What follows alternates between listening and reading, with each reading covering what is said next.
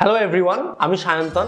IPL retention list বেরিয়ে গেছে। আজকে আমরা কভার করব আইপিএল রিটেনশন লিস্ট আর অকশন। আইপিএল রিটেনশন কাদের বেস্ট পিক হলো আর অকশনে টিম আমরা কিরকম সিলেক্ট করতে পারি দেখে নেবো। কেকেআর এর কেমন এবার টিম চুজ করে। তো রিটেনশন তো লিস্ট সবারই বেরিয়ে গেছে, তো আমরা আজকে ডিসকাস করে নেবো কেকেআর কাদেরকে পিক করলো।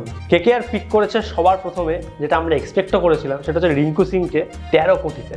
মানে অনেকদিন পর রিঙ্কু সিং দুটো সিজন খেলার পরে এই দামটা ওর জন্য ওয়ার্থ ইট একদম। 13 কোটিটাও ডিজার্ভ করে, আর মানে আমরা হ্যাপি কেকেআর ফ্যান্স হয়ে যে কি ওকে 13 কোটিতে রিটেন করা হয়েছে। সেকেন্ড কেকেআর রিটেন করেছে হচ্ছে বরুণ চক্রবর্তীকে 12 ক্রোর্সে। বরুণ চক্রবর্তী তার কিছু আলাদা করে বলার নেই, আমাদের কেকেআর ফ্র্যাঞ্চাইজের জুয়েল, আর আগের বছরের পারফরমেন্স দারুণ ছিল। তো Varun Chakravarthy is one of them যাদেরকে রিটেন করতেই হতো। আর তারপরে তো the man, the magician Sunil Narine. Sunil নারিনের সম্বন্ধে যত কম বলা যায় তত ভালো। ওকে তো রিটেন না করলে ফ্র্যাঞ্চাইজির মার পড়ে যেত। তো নারিনকে রিটেন করছে, এটা নতুন কিছু নয়, কেকেআর করতোই আর করেছে at 12 crores, which is a very good price for that person. Next another big name, সেটা হচ্ছে ড্রেরাস। ড্রেরাসেরও 12 কোটি। ড্রেরাস হচ্ছে আমাদের কেকেআর এর হার্টথ্রব। ওই ছয়গুলোর ক্যাচগুলো আমরা স্টেডিয়ামে বসে নিতে ভালোবাসি, তো ওটা ইডেন গার্ডেন্সে এবারও থাকতে চলেছে। He is our written player. আমরা দেখবো আরো রাসেল ম্যাজিক দেখবো। সারপ্রাইজের ব্যাপার হচ্ছে হর্ষিত রানাকে রিটেন করা হয়েছে। এটা একটা ম্যানেজমেন্টের থেকে দারুণ decision. Even as a KKR fan হয়ে আমি বলছি যে কি আমার এটা খুব ভালো লেগেছে যে কি মানে হর্ষিত রানার মতন প্লেয়ার যে আগের সিজনে এত ভালো খেলেছে। আর কেকেআর থেকে আগে এরকম অনেক বোলার বেরিয়েছে যারা হচ্ছে আইপিএল এ কেকেআর এর ফ্র্যাঞ্চাইজিতে ওপেন করেছে। প্রসিদ্ধ কৃষ্ণা যেরকম একজন, যে পরে বিশাল নাম পেয়েছিল, সেরকম হর্ষিত রানাকে রিটেন করাটা আমি মনে করি one of the biggest and smartest move by the franchise. And finally KKR choose করেছে রমনদীপ সিংকে। এটা একটু সারপ্রাইজিংই ছিল প্রথমে। আমি তো পার্সোনালি ভেবেছিলাম যে কি ক্যাপ্টেন শ্রেয়স আয়ারকে নিতে পারে, কিন্তু ঠিক আছে, রমনদীপ সিংকে নিয়ে ও বলও করে আর ব্যাটেও মানে আগের বার সিজনে তো দারুণ খেলেছে। একজন অলরাউন্ডার থাকাটা টিমের জন্য অনেকটাই জরুরি। 5 পর্যন্ত লাইন আপ আমাদের কভার হয়ে গেছে। সো ক্যাপ্টেন হিসাবে কেকেআর কাকে নেবে সেটা আমরা ডিসকাস করবো, কিন্তু Ramandeep Singh is a good pick, no doubt. তো কেকেআর রিটেনশন তো আমরা দেখলাম কারা কারা হয়েছে। তো পসিবল কেকেআর বাইব্যাকস কারা কারা হতে পারে। আমাদের পারলে তো 11টা প্লেয়ারকে রিটেন করতে পারলে খুব ভালো হতো, বাট যে 6টা রিটেনশন হয়েছে অ্যাজ আ কেকেআর ফ্যান আমরা প্রত্যেকে খুশি। তো বাইব্যাকের মধ্যে যেটা আমাদের সবার প্রথমে আমরা চাইলেই করতে পারি সেটা হচ্ছে শ্রেয়স আয়ার, দ্য ক্যাপ্টেন হিমসেলফ। আমাদের মিস হয়ে গেছে বাইব্যাকসে, আমরা কিন্তু শ্রেয়স আয়ারকে আবার নিতে পারি, কারণ পারফরমেন্স ওয়াইজ, ক্যাপ্টেন্সি ওয়াইজ আমাদের ম্যানেজমেন্টের সঙ্গে দারুণ বন্ডিং ছিল এবং এটা ফ্রুটফুল হবে জিনিসটা।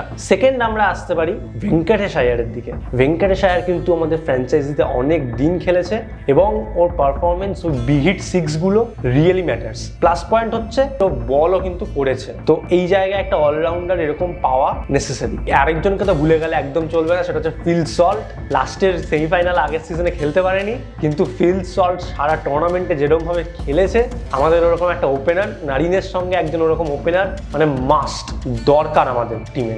আর সঙ্গে কিপিংটাও হয়ে যায়। তো দুটো পারপাস খুব সুন্দর সলভ করে ফিল সল্ট। আর এই দুটো ক্রাইটেরিয়ায় ওর মতন প্লেয়ার আমরা যদি আবার বাইব্যাক করতে পারি, which will be very good for us. And fourth যাকে আমরা মিস করতে পারি না সেটা হচ্ছে নীতিশ রানা। নীতিশ রানার ইম্পর্টেন্সটা কেকেআর এর প্রত্যেকটা ফ্যান বোঝে। তো নীতিশ রানাও যদি আমরা বাইব্যাক করতে পারি তাহলে আমাদের ফ্র্যাঞ্চাইজির জন্য খুব ভালো।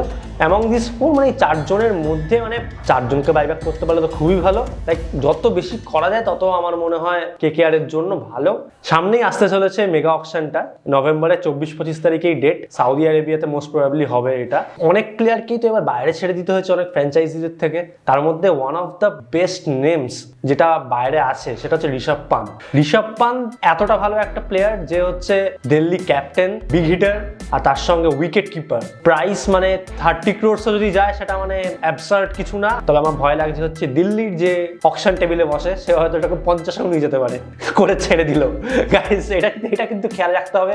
আমাদের টাকলা দাদা কিন্তু অন্যরকম জিনিসপত্র করে দেয়। আমার নেক্সট যাকে মনে হয় যে কি বিগ টিকিট প্লেয়ার হতে পারে সেটা হচ্ছে Jos Buttler. Again and wicket keeper and a batsman. আগের বারের সেই রাজস্থান রয়্যালস ভার্সেস কেকেআর ম্যাচটাতে আমরা দেখেছিলাম মানে বাটলার কি জিনিস। তো সেখান থেকে বলতে পারি যে কি জস বাটলারকে যারাই পিক করবে মানে ওয়ান অফ দি অ্যাসেট। আর ওরও এরকম প্রাইস হয়তো দেখো 25 crores না যাওয়াটা মানে কোনো ব্যাপারই না। আরেকটা আমার মনে হয় আপনিও হাসবেন না, আমিও হাসার চেষ্টা করবো না, সেটা হচ্ছে কে এল রাহুল।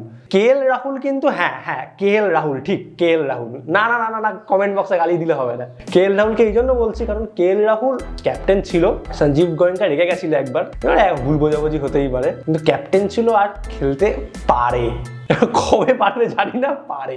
বোলারদের মধ্যে স্টার্ক তো আমরাই নিয়েছিলাম আগের বার, এবারে দেখা যাক কারা নেয়, দাম উঠতে পারে। তো পসিবল বাইব্যাকস নিয়ে তো আমরা ডিসকাস করে ফেললাম। তো নেক্সট ডিসকাস করা যেতে পারে সেটা হচ্ছে কেকেআর টিমে কাদের কাদের রাখা যেতে পারে। যদি আমরা ওপেনিং থেকে শুরু করি, সুনীল নারিন অ্যাজ ইউজুয়াল, তার সাথে কিন্তু একটা উইকেট কিপার ব্যাটসম্যানের পজিশনটা যেটা ফিল সল্ট আগের বার পূর্ণ করেছিল, সেই পজিশনটাতে ফিল সল্টকে কিন্তু রিটেন করা যেতেই পারে, বা তার জায়গায় ধরে নিন জস বাটলারকে আমরা চুজ করতে পারি, বা আমরা রেহমাতুল্লাহ গুরবাজকে কিন্তু সিলেক্ট করতেই পারি। ফার্স্ট ডাউনে যে পজিশনটাতে, এই পজিশনটাতে কিন্তু নীতিশ রানা বা শ্রেয়াস আইয়ার, এই দুজনের মধ্যে কিন্তু একটা পিক আমাদের লাগবেই। সেকেন্ড ডাউনে নামবে ভেঙ্কটেশ আইয়ার। ভেঙ্কটেশ আইয়ারকে যদি আমাদের বাইব্যাক করা যায়, এটার থেকে বেস্ট আর কিছু হতে পারে না, কারণ ওই ফোর্থ পজিশনটা কিন্তু ভেঙ্কটেশ আইয়ার ভালো করে খেলে এসছে এবং খেলেও। 5 নম্বর 6 নম্বর আর 7 নম্বরের যে পজিশনটা, এটা আমাদের সুন্দর একটা line up already retention list থেকে ফুলফিল হয়ে যায়।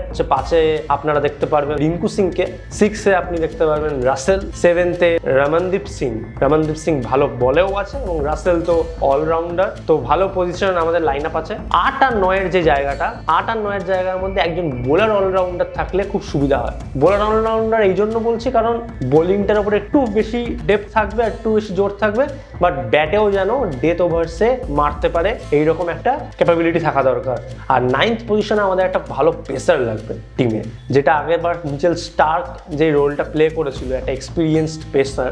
আর 10th আর 11th আমাদের রিটেনশন লিস্ট থেকেই চলে আসছে হর্ষিত রানা অ্যান্ড বরুণ চক্রবর্তী। তো মোটামুটি এইরকম একটা ফরম্যাট যদি আমরা দেখি, তো কেকেআর এর রিটেনশন কিন্তু ভালো আছে এবং টপ 11 পিক কিন্তু কেকেআর এর জন্য করাটা খুব একটা টাফ না যদি ঠিক করে ম্যানেজমেন্ট চুজ করে। তো তোমরাও জানাও তোমাদের টপ পিকস কেকেআর এর জন্য কি কি আছে। আশা করি ভিডিওটা তোমাদের ভালো লাগলো। ভিডিওটা ভালো লেগে থাকলে do press that like button. কেমন লাগলো সাজেশনস কোনো কমেন্ট বক্সে লিখে জানাতে পারো, আর একটু বন্ধু বান্ধবদেরকে শেয়ার করো, কিছু হবে না, করে দাও, কোনো ব্যাপার না। আর সাবস্ক্রাইব করতে ভুলো না। তো দেখা হচ্ছে পরের ভিডিওটাতে। তো আজকে লিয়ে ইतना ही। आपकी तरह मैं भी मायूस हूँ। उम्मीद पे दुनिया कायम है। टाटा।